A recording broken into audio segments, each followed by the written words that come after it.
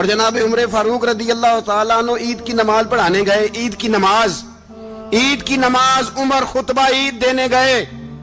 اور اس زمانے میں کون سا غریب ہے جو ننگے پاؤں جاتا ہو؟ کون سا غریب ہے جو مسجد ننگے پاؤں جاتا ہو؟ لوگوں نے تو 3 قسم کی چپلیں رکھی ہوئی ہیں. ایک مسجد جانے کی علیحدہ ہے, گھر پہننے کی علیحدہ ہے, شادی بیاہ پہ جانے کی چپل علیحدہ ہے. حضرت عمر فاروق رضی اللہ تعالیٰ عنہ نکلے عید کا خطبہ دینے کے لیے, تو بیوی سے کہنے لگے جوتا.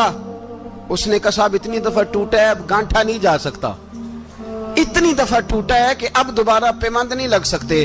تو حضرت عمر کہنے لگے چل کوئی حرج نہیں, بغیر جوتے کے ننگے پیر ہی چلتے, کوئی حرج نہیں. تو کہنے لگے لوگ کیا کہیں گے؟ فرمایا چپ کر. لوگ جس دن عمر نے یہ دیکھ لیا نا لوگ اس کے بارے میں کیا کہتے ہیں, اس دن عمر نہیں رہے گا. تو کہا پھر آپ کا نظریہ کیا ہے؟ فرمایا میرا نظریہ یہ ہے کہ رب رسول میرے بارے میں کیا کہتے ہیں. لوگوں کا کیا ہے؟ لوگ کل کسی کے بارے میں کچھ کہتے ہیں اور پرسوں کچھ کہتے ہیں. میرا نظریہ یہ ہے کہ رب رسول میرے بارے میں ننگے پیر عمر جا رہے ہیں. کون جی؟ میں بڑا ماڑا. اچھا جناب, کیا غربت ہے؟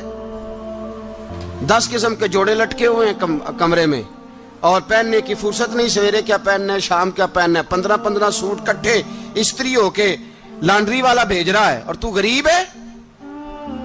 تو بہت بڑا غریب ہے. اس لیے کہ غربت پیسوں کی وجہ سے نہیں ہوتی, غربت تو دل کی ہوتی ہے. تو واقعی بڑا غریب ہے, اور تو غریب ہی رہے گا. امیر تو عمر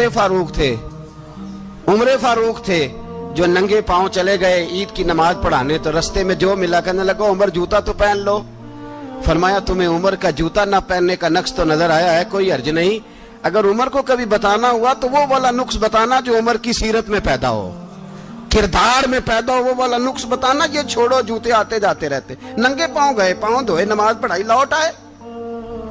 او بھائی یہاں تو ہمارا بناؤ سنگار اترنا, جتنی توجہ کپڑوں کی طرف ہے اتنی توجہ کبھی ہماری علم کی طرف ہوتی نا, جتنا ذوق شوق ہمارا بناؤ سنگار کی جانب ہے, اتنا بناؤ سنگار کبھی ہمارا اخلاقیات کی جانب ہوتا تو معاملات بڑی حد تک سنورے ہوئے ہوتے. حضرت سیدنا فاروق اعظم رضی اللہ تعالی اپنی زندگی کو ترتیب دیا. ایک دن بھی خلافت نہیں مانگی اللہ سے.